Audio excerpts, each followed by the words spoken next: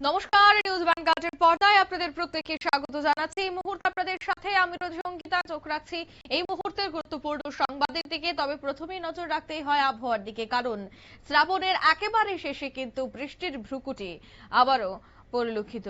ইতিমধ্যেই দেখা যাচ্ছে যে শেষ বেলায় নিম্নচাপের ভ্রুকুটি 7 থেকে 11 সেন্টিমিটার পর্যন্ত ভারী বৃষ্টির সম্ভাবনা দক্ষিণ জেলায়।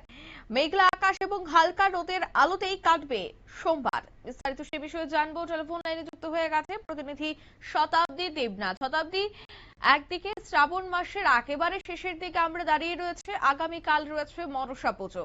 তার আগে আবহাওয়া কেমন থাকবে এবং আগামীকাল মনসা পুজো যেহেতু রাজ্যের প্রায় বিভিন্ন জায়গাতেই হয়ে থাকে, সেক্ষেত্রে আগামীকালও কেমন কাটতে চলেছে কি জানতে পারছো? পাচ্ছে এখন উৎসবের আমেজই বলা চলে এবং শ্রাবণের শেষ সোমবার মানে প্রত্যেকেই উৎসবে পুজোতে মেতে উঠবেন। সেই অবস্থায় দাঁড়িয়ে যে উৎসব আমেজটা আদৌ কি বৃষ্টির জন্য সেখানে ভেস্তে যাবে কিনা সেটা নিয়ে একদিকে সংশয় থেকেই থাকে।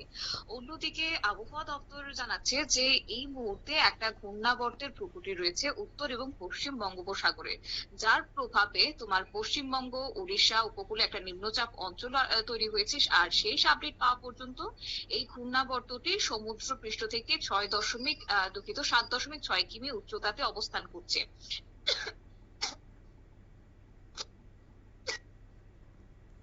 একদমই, অর্থাৎ শ্রাবণের শেষ বেলায় কিন্তু নিম্নচাপের জেরে বৃষ্টির সম্ভাবনাটা রয়ে গেছে, সে কথাই আমাদের প্রতিনিধি জানাচ্ছে। মেঘলা আকাশ এবং হালকা রোদের আলো কিন্তু থাকবে। এই মুহূর্তেও মেঘলা আকাশ লক্ষ্য করা যাচ্ছে। শতাব্দী, কি জানতে পারছো সে বিষয়ে? তার পাশাপাশি বলে রাখি যে আজকে দক্ষিণ ত্রিপুরার 1 বা 2 জায়গায় 7 থেকে 11 সেন্টিমিটার পর্যন্ত বৃষ্টিপাত হতে পারে। আর অন্যদিকে গোটা রাজ্যের উপর হালকা থেকে মাঝারি বৃষ্টিপাতের কিন্তু অবশ্য সম্ভাবনা রয়েছে।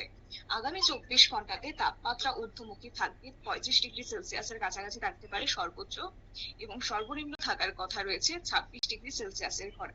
সর্বমোট আজকে কিন্তু একদিকে আর্দ্রতাজনিত অস্বস্তি আর অন্যদিকে বৃষ্টির ভ্রুকুটি, এই দুইয়ের মধ্যেই উৎসবের আমেজ কাটবে বলে আবহাওয়া দপ্তর জানাচ্ছে। অঙ্কিতা, একদমই, ধন্যবাদ। অর্থাৎ উৎসবের মধ্য দিয়ে কিন্তু এই দিনটি কাটতে চলেছে। শ্রাবণের একেবারে শেষের দিকে বৃষ্টি কিন্তু পিছু ছাড়ছে না।